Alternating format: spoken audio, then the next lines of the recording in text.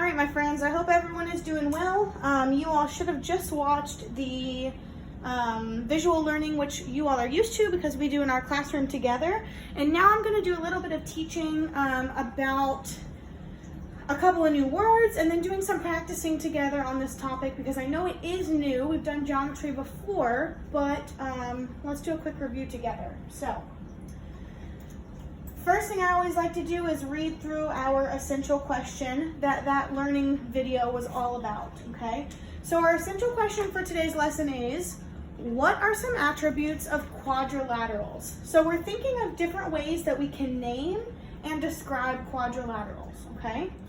So before we jump into some of this guided practice, I want us to look at two different words. Now, one is going to be convex, and one is going to be concave, okay? So let's start first with convex, okay? So convex are when all of the angles point outwards. So what does that mean? Well, the easiest way to see if an angle points outwards to me is by turning that angle into an arrow. And then I like to think, is this arrow pointing to the center of the shape, or is this arrow pointing outside the shape? So let's do that with that blue kite that we see underneath of the word convex. I'm going to use the arrow at the very top, and I'm going to turn that into, I'm going to use the angle at the very top and turn that into an arrow. So if I draw, sorry, I'm using a pen on my iPad and it's a little tricky. Let me try that again. If I draw an arrow,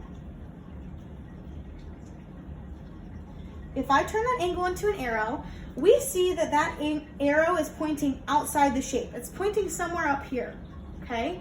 So that would be convex. That means all four angles are pointing outside. So this arrow would point somewhere over here. This arrow is pointing somewhere down here. And this arrow is pointing somewhere over here. All of those angles are pointing outside the shape, okay? Now concave is the opposite. That is when at least one angle is pointing inside the shape or inwards. So let's look at the orange shape, and I'm going to turn that very top angle into an arrow, okay? Watch what happens when I turn this shape into an arrow. You ready? Uh-oh, where is that arrow pointing? That arrow is pointing to the center of the shape. So that means it would be concave, okay? So again, concave is when one or more, we'll do the same thing with this pink shape, when one or more, in this case it's two, angles point to the inside of the shape, okay? Right here. So now that we understand what concave and convex mean, we're gonna scroll down.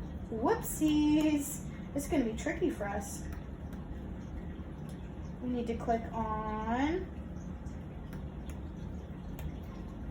that. Okay, there we go. Now, we are going to pull this down here so we can keep on working. There we go. We're going to answer our 4, 5, 6 guided practice questions together, and then you're going to get started with your practice buddy on Envision. So looking at number 1, it says this figure is a rectangle, but it is not a square. Why? So some things we know about rectangles is that they're going to have equal lengths on the opposite side. So this length and this length, let's see, the two side lengths, this one right here and this one right here, are going to be the same length. I agree with that. And this one right here and this one right here are also going to be the same length. I agree with that. That's one thing that we know about a rectangle. Something else we know about a rectangle is that all of those angles are going to be right angles or 90-degree angles. Remember, those two things mean the same thing. It means that they're going to be the perfect corner to a square. Right angle or 90-degree angle, those are the same thing, and we know that rectangles have to have those. So we agree it is a rectangle, but why is it not a square? Why is it not a square? Well, something very special about a square is that it has to have 4 sides that are all equal. So for example, this side is equal to this side, which is equal to this side, which is equal to this side. All 4 sides are the same length. But this blue shape that they showed us do not have the same length on all four sides. This side and this side are much shorter. So why is this one not a square? Well, if I were to write my answer, I would write because all four sides are not equal. All four sides, sorry, this is very hard to write on my iPad, are not equal. All four sides are not equal, okay? That is why it's not a square. To be a square, all four sides have to be equal. We're going to skip over question 2, and I want us to go ahead and do numbers 3 and 4. Okay, so looking at number 3 right here, we see a purple shape, and this purple shape has 4 sides, so we know it's a quadrilateral because quadrilaterals have 4 sides. But now we want to write as many special names as possible for each quadrilateral. So what else do we know about number 3? Well, when we look at those angles, they're not right angles. So if you look right here, that's really thin. That's too small to be a right angle. So we know it can't be a rectangle because we said earlier to be a rectangle, you have to have right angles. Well, that's not a right angle, so it's not going to be a rectangle. It's not a square because to be a square, all 4 sides have to be equal and they have to have 4 right angles. So it's not a square, it's not a rectangle. What else do we know about this shape? Well, one thing that I'm noticing is that this side, okay, if I were to stretch this side out really long and I were to stretch out this side really long, I notice that those 2 sides are parallel. Now, some of you might not remember what parallel is, so I'm going to give you a quick reminder. Parallel are when 2 lines can keep going and never touch. So think about a road. Are your 2 curbs on the side of the road ever going to touch?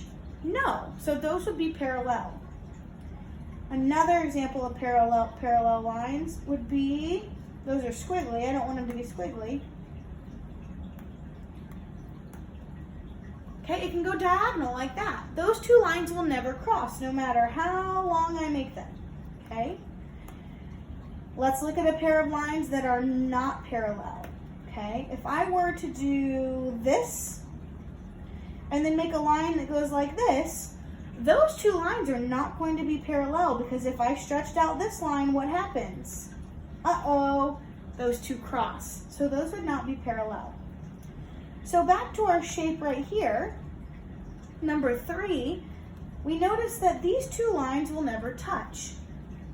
Well, we also notice that these 2 lines will never touch, okay? They're all 4 parallel. This one and this one are parallel, and this one and this one are parallel to each other. 2 sets of parallel lines. That means that this shape is going to be called a parallelogram.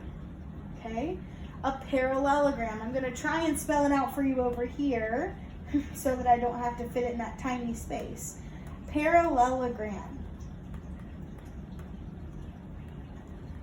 A parallelogram is a shape that has 2 sets of parallel lines. So this is parallel to this, and this is parallel to this. 1 set of parallel lines, 2 sets of parallel lines.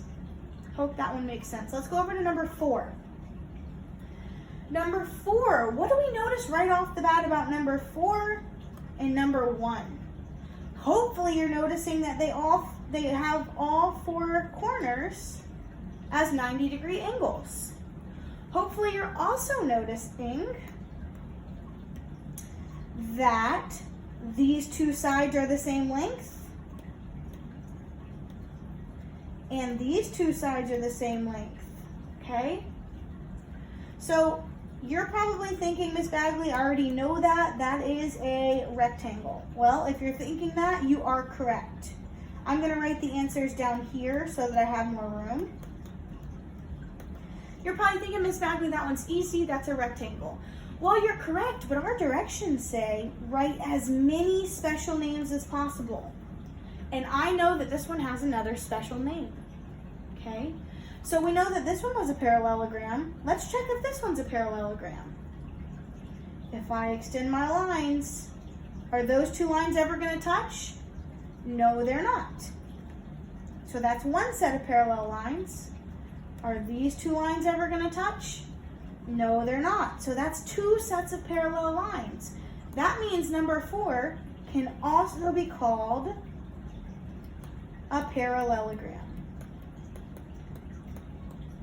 Okay?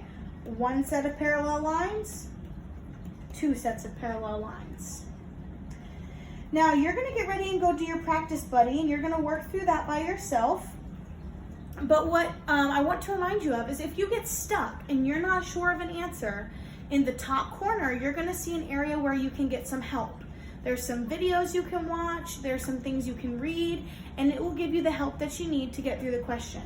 You can also message me on Schoology or message me on Dojo if you need me to help you as well, okay? So you're going to go do your practice buddy, and then today you're going to work on reflex. If you need anything, please don't hesitate to reach out. I miss you, and I hope you learned a little bit more about geometry. Have a great day, everybody.